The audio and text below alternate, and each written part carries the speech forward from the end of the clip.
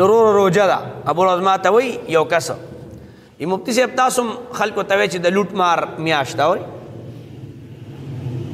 د لوټ مار میاشت نه بس خلکو لوټ مار شروع کړي نه مې ظالمانو مو ورته دا نه وای چې تاسو خلکو لوټه مو خو چې نیکه ولوټه یوړې ویشت تالان دي د نیکو هر طرف نه باران دي اوس کې چوي چې د سین کې دغه ځای کې څوک پیکج ورکوي او ویشت تالان دي نو زه بیا ورته ووایم چې ته دا سپینګیري د خپل خپل لاندې کې که نه او هغه ضعیف او کمزوري خلک چې د کور نه منزله نشي راتلی او ته به بیا سي کې موادو کې به داسې ولاړې ته وایي ګینې ځوان دی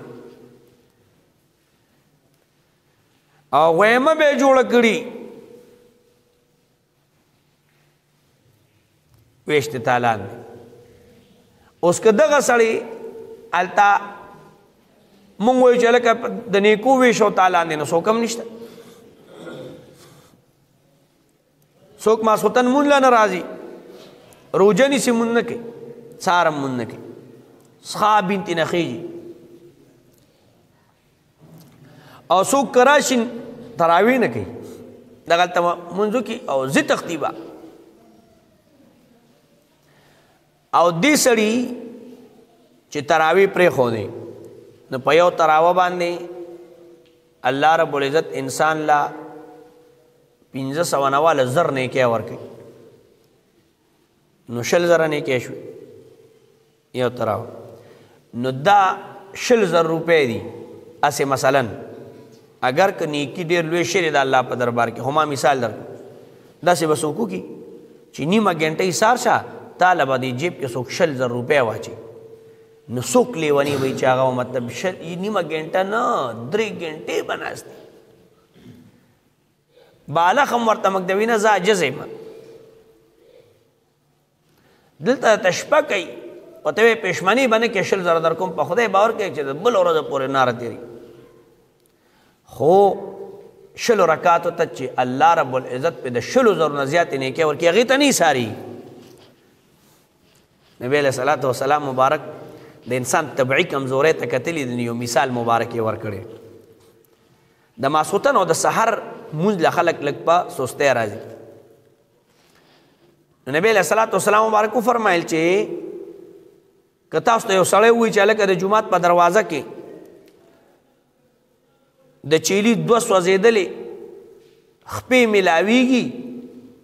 نو تاسو ټول به اوس په قطار هلته لاړ شئ مشکات شریف کی روایت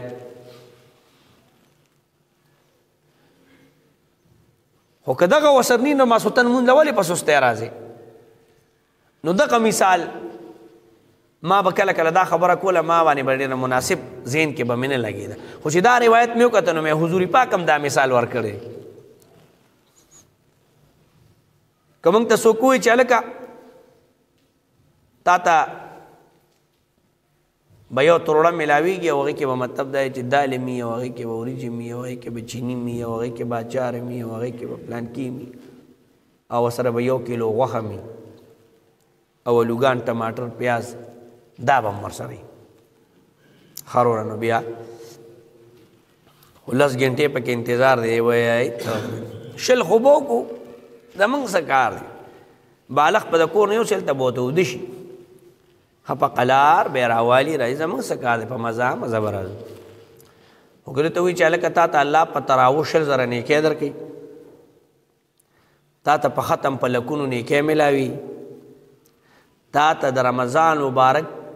په 2 رکعاتو نفلو د فرضو به درجې برابر ثواب میلاوي په فرضو ورته اویا میلاوي ها بس په دې غوږې وره په هغې وباسه او ضروره خوب راځي خوب درځي چې په کوم ورځ دوی بخاري په هغه ورځ خوب نه درځي ته اوده شه که نه زه په هغه ورځ خو یې دا ملک داسې په مخه راویشت چې په کومه ورځ باندې تا ته چا ویلي چې هلکه ټریننګ دی او نوکري دې کېږي خو ته به ځان